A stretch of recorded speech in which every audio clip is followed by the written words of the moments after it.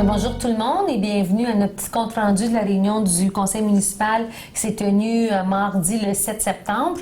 Aujourd'hui, je suis en compagnie de M. Pierre Bérubé. Bonjour, M. Bérubé. Bonjour, madame. Vous allez bien? Très bien, merci. Bon, l'automne arrive en douceur. Ça nous laisse un été derrière nous, mais en tout cas, le bel été qu'on peut avoir connu. Ce fut quand même une très belle rentrée hier, là. Un conseil municipal chargé, assez de visites dans la salle. Oui. Fait que c'était plaisant, mais c'était tardu quand même. Oui. Donc, la rentrée, c'est parti, comme on dit en bon français. Oui.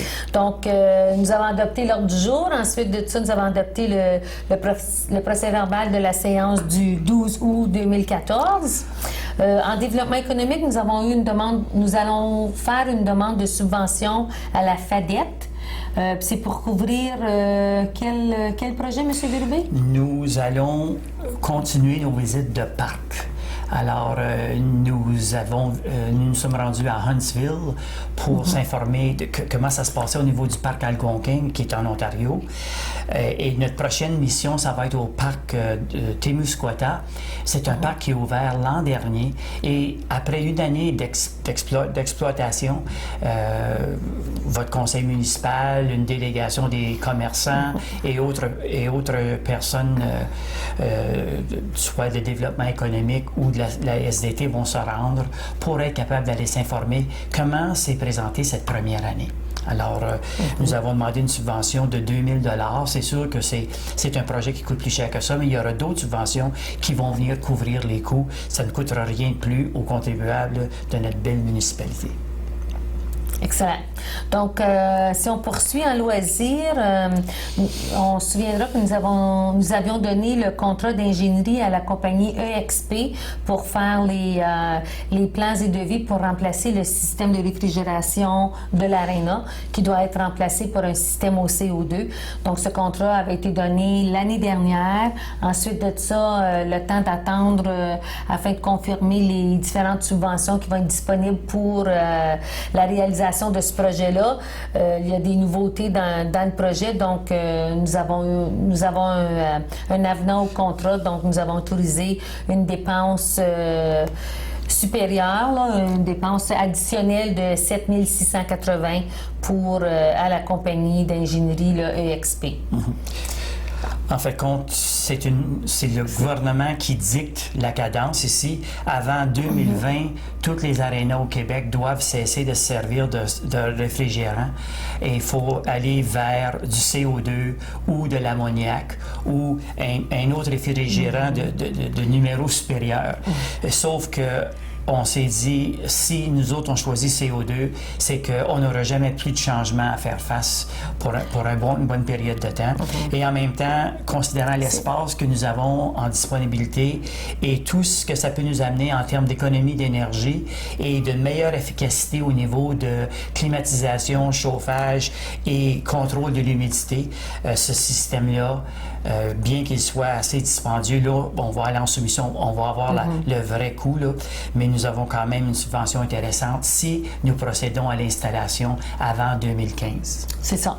Ou par décembre 2015 au plus tard. C'est ça. Donc, puis le réfrigérant que nous avons choisi, le CO2, une autre raison qu'on s'est penché envers celui-là, c'est que c'est vraiment de l'énergie verte. Au niveau de l'environnement, il y a zéro impact environnemental. Donc, on procède là, avec ce système-là. Nous avons ensuite autorisé l'embauche d'une nouvelle gérante au niveau des bars du centre. La gérante qui était là avant de donner sa démission. Donc, le directeur des loisirs a fait des entrevues et nous avons autorisé l'embauche de Sophie Bélanger comme gérante des différents bars ici au centre. Nous avons aussi une demande de support financier du club de golf de Témiscamingue. La saison a été un petit peu difficile. Bon, c'est toujours à la merci de la température, étant donné que l'été n'a pas été un été des plus fameux. La clientèle a diminué effectivement au niveau du club de golf. Par contre, ils ont eu, au niveau financier, ils ont eu quand même une saison acceptable. Là. Sauf qu'ils attendent, ils avaient eu un projet pour l'embauche d'un étudiant. Et en attendant que la subvention entre, ils ont demandé à la Ville si on ne pouvait pas leur faire un prêt de 2 000 $ pour terminer la saison. Donc, on va avoir une entente avec eux, on va leur prêter 2 000 $, mais ça devrait être remboursé d'ici la fin novembre. Donc, ça a été accepté au Conseil d'hier soir. Oui.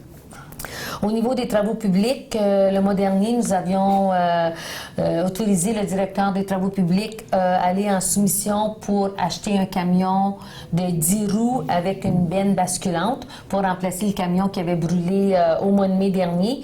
Donc, nous sommes allés en soumission. Nous avons reçu seulement une soumission. Elle était non conforme. Donc, légalement, on ne peut pas accepter cette soumission-là. Donc, nous avons proposé de refuser la soumission. Mais en retour, nous allons retourner en soumission pour acheter un camion 10 roues usagé, encore là avec une benne basculante. Donc, parce que le prix du camion usagé que l'on anticipe est de moins de 100 000 $, nous pouvons aller en soumission par invitation. Donc, nous allons inviter Transport Cloître et Fils et Clément Chrysler de Lorrainville à soumissionner pour un camion usagé 10 roues. Parce qu'il nous faut un camion avant que l'hiver arrive. On n'est pas en mesure d'attendre 5 ou 6 mois pour la livraison d'un camion neuf. Donc, si vous voulez, on change de chapeau et on va du côté usager parce que le temps presse. Et nous croyons vraiment que nous pouvons avoir un bon camion pour un montant inférieur à 100 000 $. Tout à fait. À chaque année, à ce temps-ci de l'année, on doit déposer un rapport au niveau de la gestion de l'eau potable. Donc, la responsable de l'usine d'eau potable, Mme Lise Leblanc, à chaque année, nous fait un rapport au niveau de l'utilisation d'eau potable que nous faisons ici en tant que citoyens.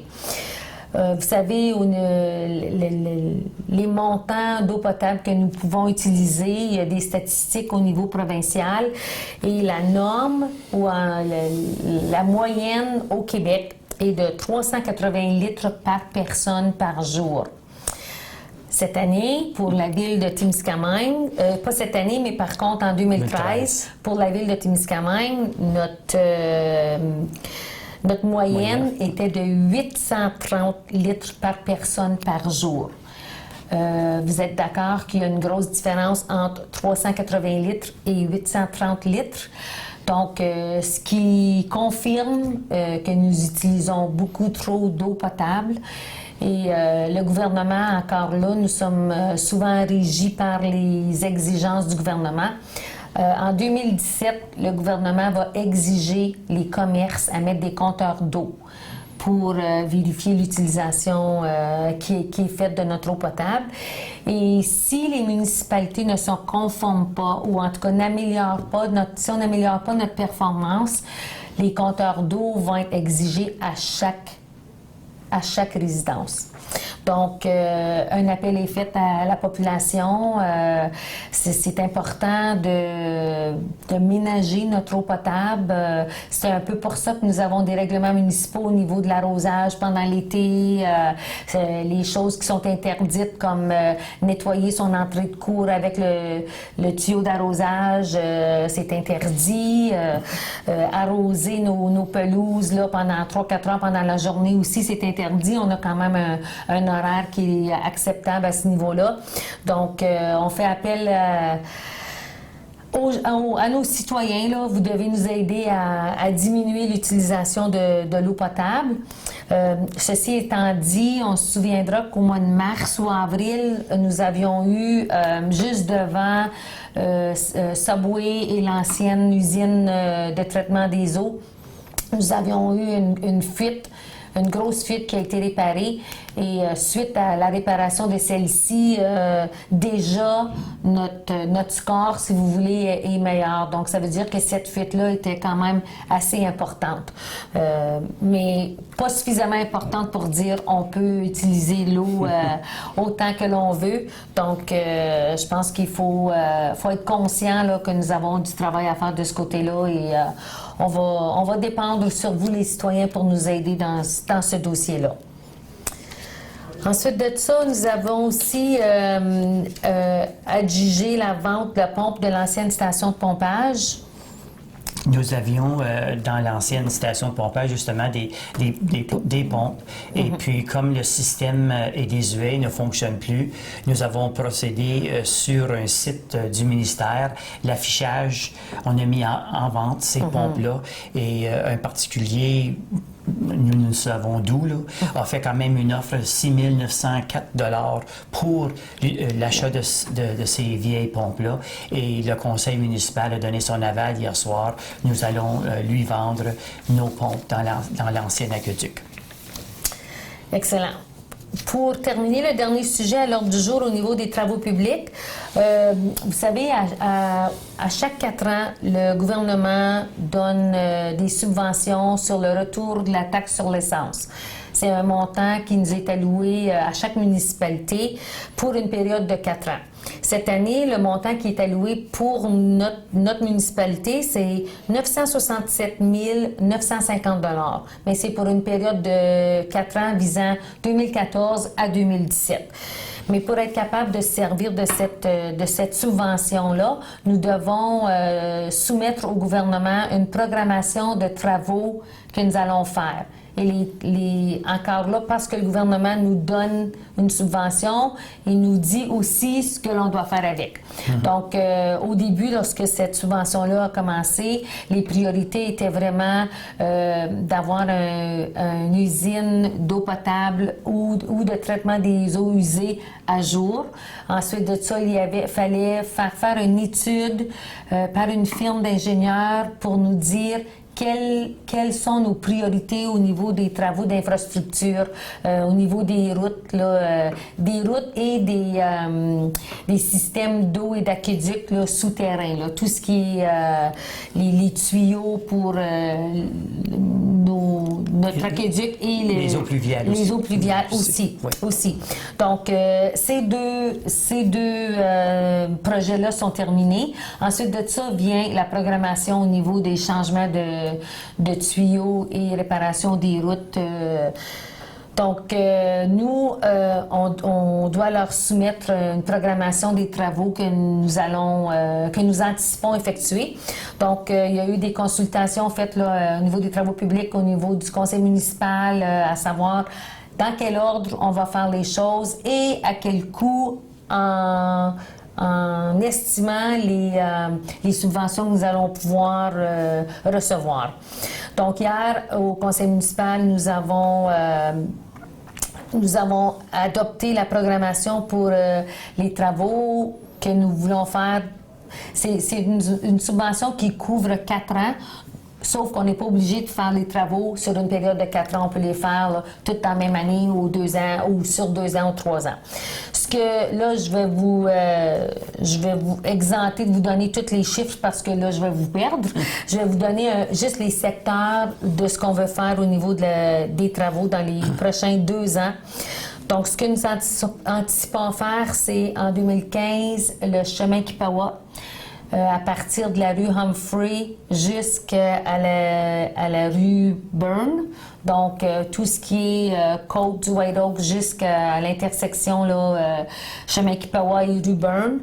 Mais c'est pas seulement du pavage, c'est vraiment de creuser, changer tous les tuyaux d'eau, d'aqueduc et d'égout, parce qu'on sait qu'il y a des sections, en tout cas, cette grosse majorité-là, les tuyaux datent de presque 100 ans. Oui. Donc, ça sera pas un luxe, puis en même temps, refaire le pavage du chemin Kipawa. Pour, par la suite, l'année suivante, on ferait la rue Boucher. Donc, la rue Boucher, à partir de la rue Riordan jusqu'à la rue Bellevue. Donc, la partie du haut de la ville de la rue Boucher, qui, elle aussi, a grandement besoin d'être refaite. Donc, ceci étant dit, le coût total de ces travaux-là serait de 5 800 000 $. Par contre, nous aurons presque 3 millions de subventions. Donc, d'ici à 2017, finalement, nous allons devoir faire un règlement d'emprunt pour près de 3 millions de dollars. Sauf que ce sont des travaux qui sont dus. Très important aussi. Et le plus vite qu'on le fait, le plus de subventions qu'on est capable d'aller chercher. Donc oui, c'est peut-être un gros montant à dépenser sur une période de 2 ans, sauf qu'on a une bonne partie de subventions. Puis, de toute façon, les travaux, il faut qu'ils soient faits. Là, notre rue principale en a grandement besoin. Puis, on l'a vu cet été, on a eu quand même 2 petits bris d'eau sur cette section-là du chemin Kipawa. Donc, avant de vraiment se retrouver dans le pétrin, on a pris... on va soumettre au gouvernement là, que ce sont les deux projets les principaux qu'on veut faire là, d'ici 2017. Il faut dire aussi que plus on attend, plus ça coûte cher. Il n'y a pas moyen là, de passer à côté. Chaque fois qu'on décide de reporter, eh bien, on vient d'augmenter les coûts sans le vouloir. Avec nos 2390 habitants, c'est maintenant nos nouveaux chiffres de population. Donc, on entre dans la catégorie des villes et villages de moins de 2500 personnes. Alors, cette subvention-là va nous être payée comptant. Oui. On aura pu attendre 4 ans pour la recevoir. Une tranche par année, là, maintenant, comme on a rapetissé encore un peu, alors on va être capable de tout recevoir dans un bloc. Et dans ce montant-là que Nicole vous a dit tout à l'heure au début, il y a quand même un 20 % maintenant, ou c'est-à-dire jusqu'à 20 % où on a le droit de faire ce qu'on veut avec, sans nécessairement entrer dans aucune des catégories qu'on vous a listées. Alors, ça nous donne un petit peu de marge de manœuvre. Si, par exemple, on a besoin d'un petit montant d'argent pour faire quelque chose ici au centre ou ailleurs en ville, eh bien, on a cette marge de manœuvre-là, chose qu'on n'avait pas avant. Alors, c'est sûr que tous les membres du Conseil étaient heureux de enfin savoir combien nous étions pour recevoir de cette fameuse taxe d'essence-là. Et nous l'accueillons à bras ouverts parce que, Dieu sait, nous avons en masse de projets pour tout dépenser. Tout à fait, tout à fait. Puis, une fois 2017 passé, on va être encore éligible pour un autre projet qui devrait être encore là, dans les environs de 1 million de dollars. Donc, on va être en mesure de continuer avec nos projets. C'est ça. Finalement, éventuellement, on va venir qu'à faire toutes les rues. On va arrêter de stresser là, à savoir ça va être quand le prochain bris. Ouais. Donc, nous avons... autoriser cette programmation-là. Là, donc, la roue continue de rouler là, au niveau des suites là, dans ces projets-là. En urbanisme, le premier point à l'ordre du jour, c'était l'officialisation de la prononciation du gentillet témiscaminoise. On se rappellera, mais en tout cas, moi, je m'en souviens pas parce que c'est avant mon temps, mais en 1986, oui.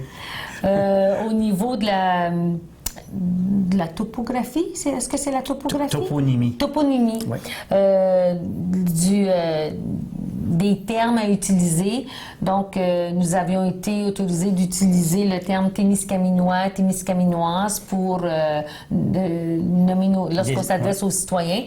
Mais maintenant, ils sont en train d'écrire un dictionnaire au niveau de la prononciation. Puis nous, on devait passer une résolution pour vraiment autoriser la prononciation des termes témiscaminois et témiscaminoises. Donc, on a fait ça hier soir. Ensuite de ça, nous avons eu une demande de dérogation mineure de Philippe Pagé et Véronique Bénard au 183 avenue Annevic. Donc, l'objet de la dérogation mineure, c'est que cette propriété-là est située sur un coin de rue. Alors, un coin de la rue Annevic et Burke. Oui, je pense que c'est Burke. Oui. Alors, dans notre définition, cette maison-là a 2 propriétés avant. Donc, autant sur la rue Annevic que sur la rue Burke. Et normalement, les piscines ne sont pas permises sur la propriété avant. Cependant, le comité consultatif d'urbanisme en a fait l'étude et après plusieurs considérants, le conseil municipal s'est mis d'accord avec le CCU là-dessus pour autoriser cette dérogation mineure-là qui ne gênera pas aucun autre voisin et d'autant plus ne fera aucune marque au voisinage immédiat. Alors, cette dérogation-là a été acceptée par le Conseil hier soir. Ensuite de ça, en urbanisme, nous avons eu une demande de modification de zonage de la Commonwealth Plywood. La Commonwealth Plywood a une section de terrain sur la rivière des Outaouais, juste un petit peu dépassé la réserve Beauchamp. Donc, puis c'est ce sont des terrains qui sont zonés pour l'exploitation. Donc, puis eux, ils ne feront plus d'exploitation forestière dans ce coin-là. Donc, ils ont demandé à la ville d'entreprendre les démarches pour modifier le zonage. Par contre, nous n'avions pas assez d'informations au niveau du conseil municipal pour autoriser d'entreprendre les démarches. Donc, on demande une recommandation du CCU. Mais il y avait aussi, avant que tout ça se fasse, il y avait des questions qui avaient été posées à Commonwealth Plywood par l'inspecteur municipal et on attend des réponses. Donc, c'est un dossier qui est à suivre. Nous avons aussi eu une demande d'achat de terrain et de modification de zonage par Julie Bernard. Encore là, Mme Bernard a demandé d'acheter 2 terrains. Le terrain qui mène à la rampe de mise à l'eau au bout du chemin Cedar Pine et un autre terrain qu'elle voulait acheter. Par contre, l'autre terrain n'appartient pas à la ville, donc on ne peut pas décider de lui vendre, ça ne nous appartient pas. Et le terrain qui est au bout du Cedar Pine, le conseil désire de garder ce terrain public. Donc, on va aviser Mme Bernard là, qu'on n'est pas prêt à vendre le terrain, puis on va l'assister dans la recherche d'un autre emplacement. Puis si à ce moment-là, elle trouve quelque chose qui l'intéresse, d'intéressant, mais à ce moment-là, on pourrait commencer les démarches pour changer le zonage. Ensuite de ça, en administration, nous avions la liste des comptes à payer pour le mois.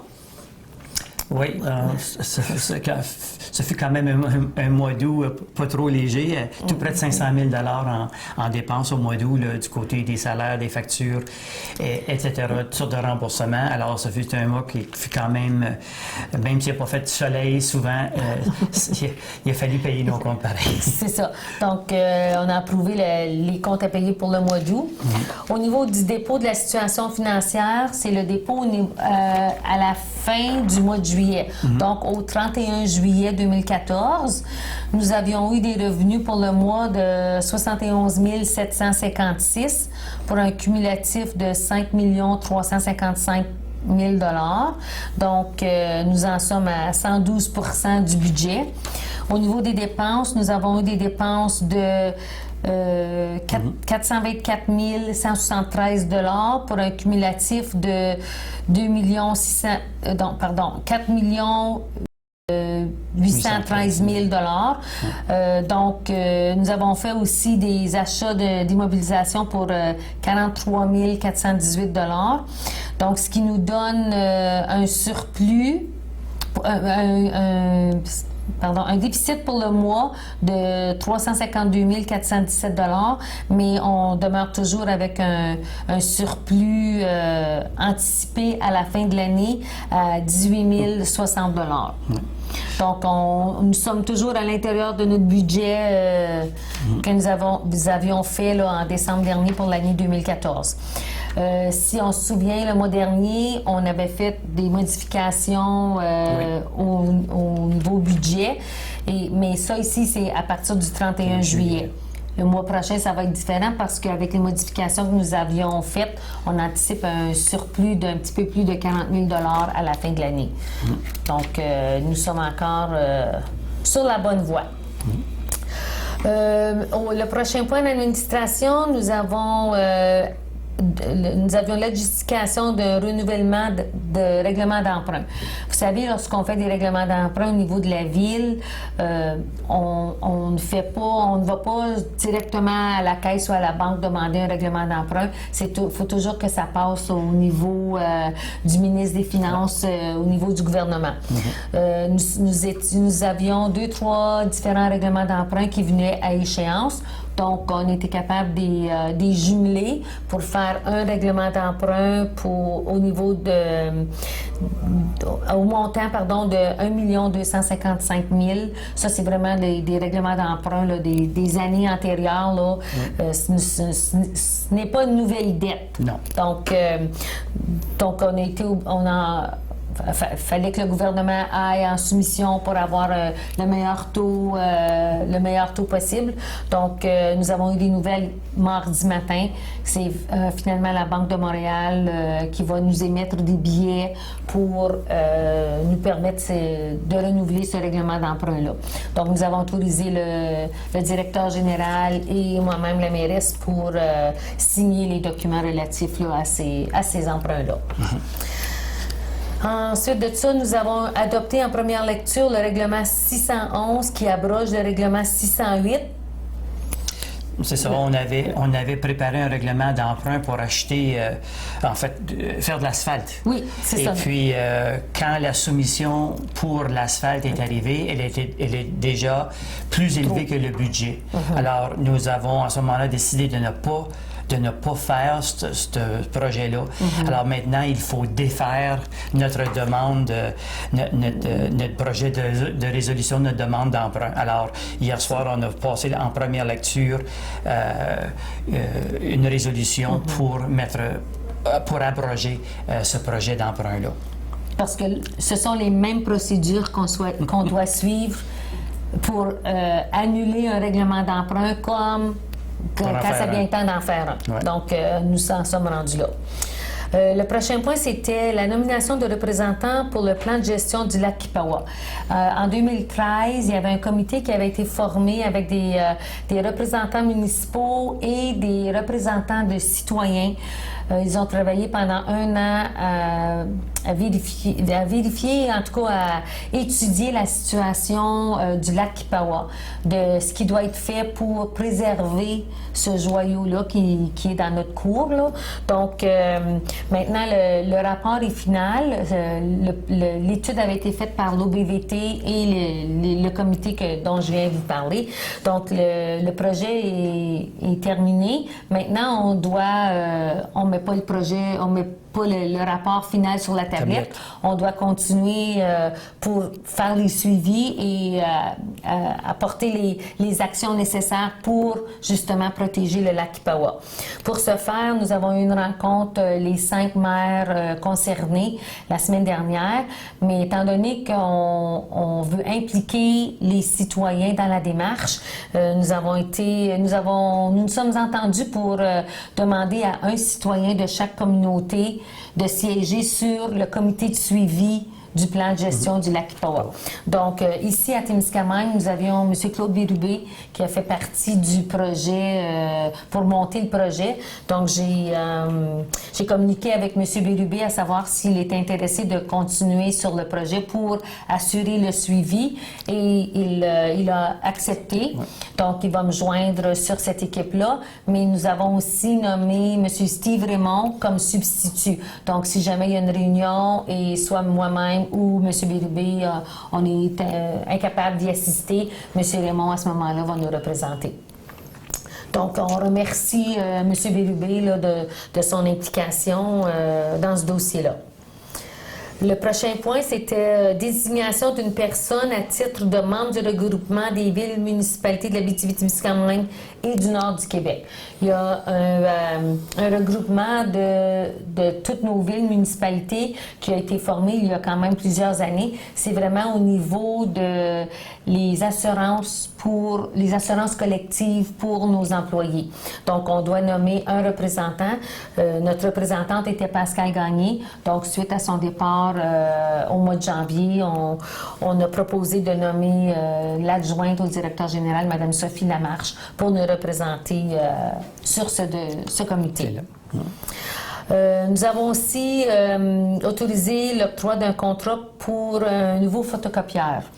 Oui, effectivement, notre machine, lorsqu'un photocopieur prend de l'âge, il devient difficile de trouver des pièces, même de l'encre. Encore faut-il avoir un entretien régulier pour que ces appareils-là fonctionnent bien. Alors, nous sommes procurés un photocopieur couleur et nous avons accepté hier soir une entente de 5 ans à raison de 370 $ par mois avec la firme CIT pour le fonctionnement de notre photocopieur. Alors, il faut dire que nos photocopies en noir et blanc demeurent quand même un prix très, très raisonnable, mais les photocopies en couleur peuvent coûter environ 6 cents l'unité. Mais c'est quand même, aujourd'hui, en 2014, c'est la façon de faire les choses. Alors, ça va coûter quand même moins cher que de l'encre d'une imprimante. Oui, oui. Puis, quelque chose qui est différent avec le photocopieur, c'est, avant de s'en servir, on a un code qu'on doit entrer. Donc, on peut dire exactement qui a fait, combien de copies, etc. Donc, ça va être plus facilement gérable. Oui. Ensuite de ça, nous avons, c'est la fin de probation du directeur des loisirs. Nous avons embauché M. Éric Bisson à la fin mars comme directeur des loisirs. Puis il y avait un 6 mois de probation. Donc, le 6 mois est terminé.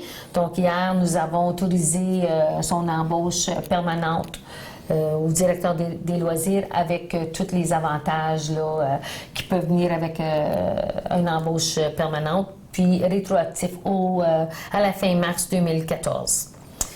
Nous avions aussi le poste de secrétaire de direction lorsque nous avons connu les changements de personnel au mois de janvier. Toujours, nous avons embauché Mme Sophie Bélanger de façon temporaire, le temps de revoir la réorganisation des postes là, au niveau de l'Hôtel de Ville.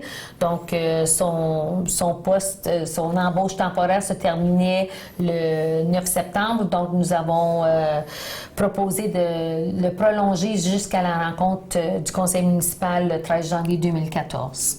2015. 2015, pardon. Ouais. Oui, il ne faut pas perdre un an quand même, hein, quelque part. C'est ça. C'est important. Ça, parce que l'étude au niveau là, de la gestion de la ville là, se poursuit et le conseil travaille avec les gens qui sont en place, les possibilités de retraite, etc. Alors, nous serons en mesure, en tout cas, de prendre une décision plus éclairée et en même temps d'être capable de mettre à profit une organisation qui va être un peu plus, un peu plus, je ne sais pas dire qu'elle va être coupée, là, mais ça va être, le service va être pareil, mais on va avoir moins de gens qui seront en fait au bureau. Bon, c'est ça. Nous sommes toujours à l'étape étude, là, à savoir là, de quelle façon on peut s'organiser, quand même garder les mêmes services là, et peut-être même en rajouter à nos citoyens. À la recherche de l'efficacité administrative.